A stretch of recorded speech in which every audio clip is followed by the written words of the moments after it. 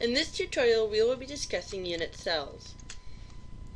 The smallest unit that shows the pattern of arrangement for all the particles is called the unit cell. Unit cells are three-dimensional, usually containing 2 or 3 layers of particles repeating over and over to give a macroscopic crystal structure of the solid. Starting anywhere within the crystal results in the same unit cell. The packing efficiency is the percentage of volume in the unit cell occupied by particles. The higher the coordination number, the more efficient the particles are packing together. The lattice point is that each particle of the unit cell. Lattice planes are planes connecting equivalent points in unit cells throughout the lattice.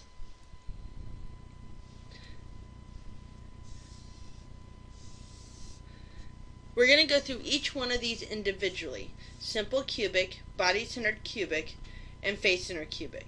But very briefly, you'll notice that as the number of atoms increases, the coordination number also increases.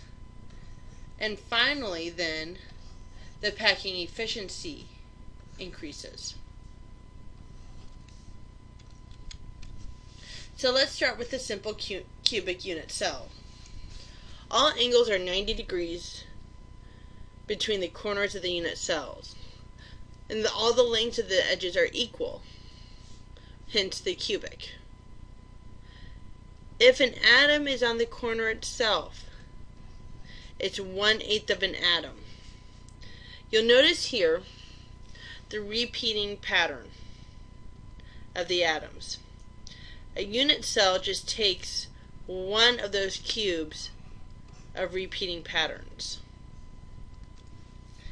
By doing so, at the corner, you've sliced out 1/8 of the atom.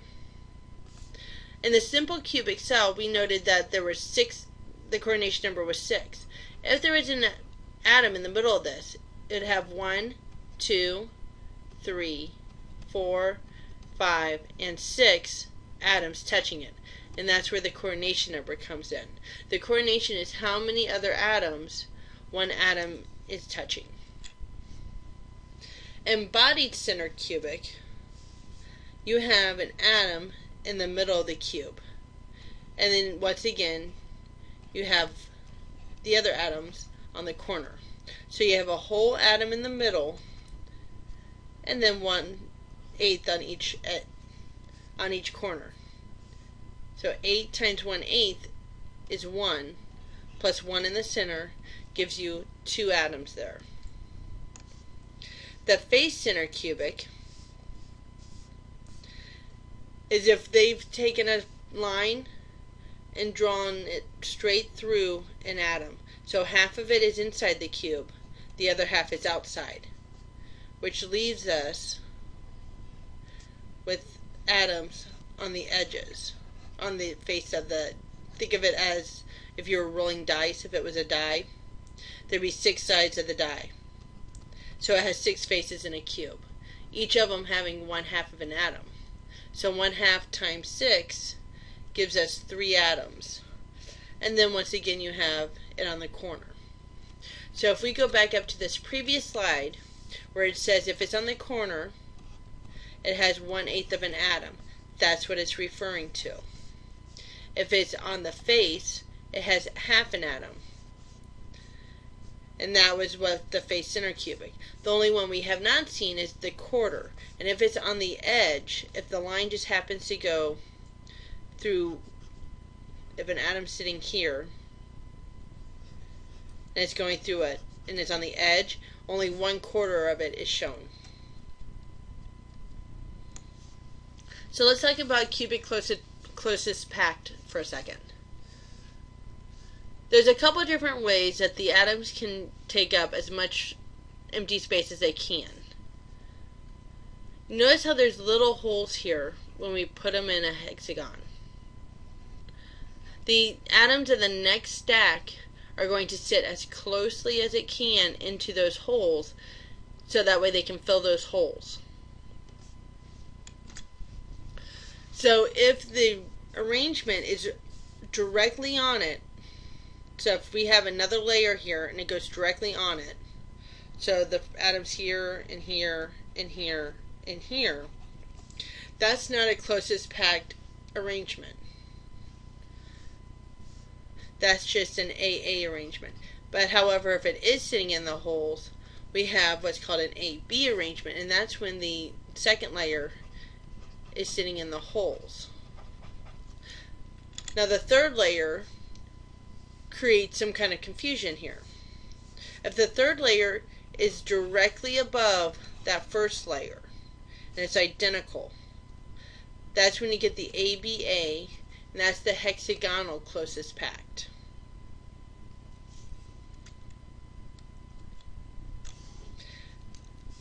So instead of it being in a cubic shape, we actually have a hexagon up here. The cubic closest packed, however, is if that third layer is not directly above it.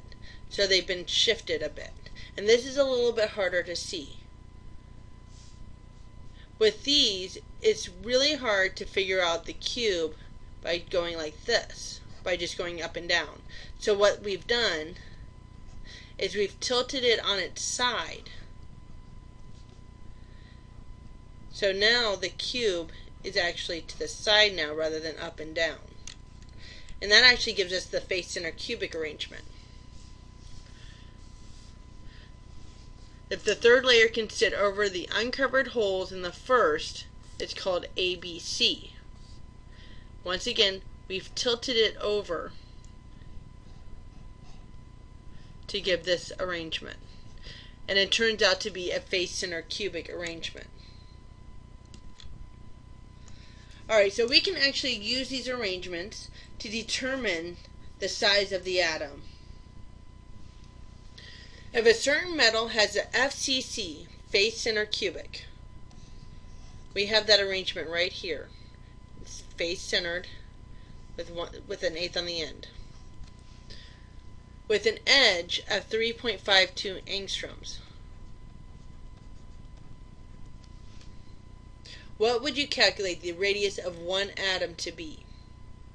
Now, unfortunately, we can't just take this number and divide it by 2, because you'll notice there's a space here. That space does actually matter, so you can't get a perfect alignment. However, if you see here, if we go by the diagonal, they're all touching. So if we can figure out the size of the diagonal, we can figure out the size of one atom. So we can use our basic algebra skills of a squared plus b squared is equal to c squared. That's 3.52 angstroms squared plus 3.52 angstroms, because it's a perfect cube, is equal to c squared, which would be the diagonal. That comes out to be 24.78 square angstroms. To get rid of the square, we want to take the square root. That comes out to be 4.98 angstroms. That's the diagonal here. Now you'll notice we have an atom here, an atom here, and an atom here. This is already a radius, and this is a radius. This is a diameter, which is 2 radii. So we have 1, 2, 3, 4 radii total. So we're going to divide this number by 4. That comes out to be 1.24 angstroms for 1 radius. Now, depending on the question, it doesn't actually specify what unit to have the final answer in here. Don't forget that we can convert angstroms to other units. For instance, if we had it in angstroms and they were asking for it in centimeters, in 1 angstrom, there's 1 times 10 to the negative 8 centimeters. So that's 1.24 times 10 to the negative 8 centimeters for 1 radius. Let's try something even more difficult. Polonium crystallizes in a simple cubic cell that has an edge of 334 picometers. What is its density? Okay, density is usually used in grams per centimeter cubed or grams per milliliter, which is the same thing. So let's try to focus on those units. Now let's look at the unit cell here. We have 1/8 on each corner. Simple cubic only has a total of 1 atom because we have 8 corners and 1/8 on each of them. So in 1 atom,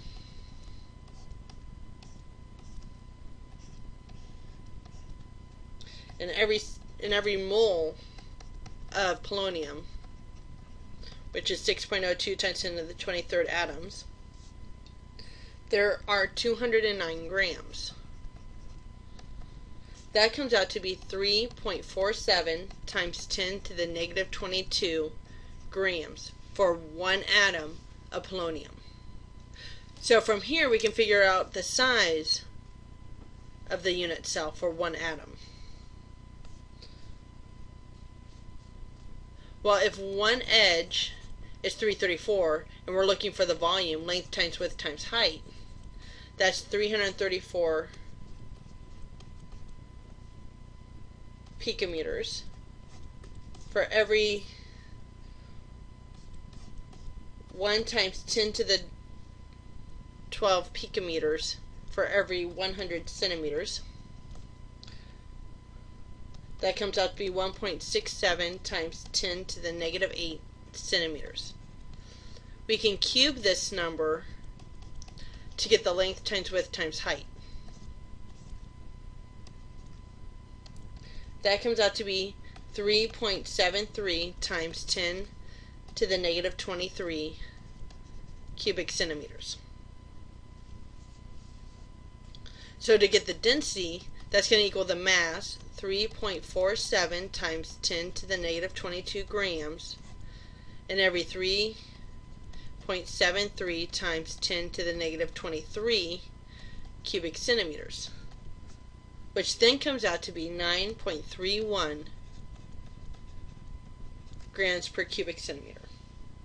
So that's how you're going to be using the unit cells in your calculations.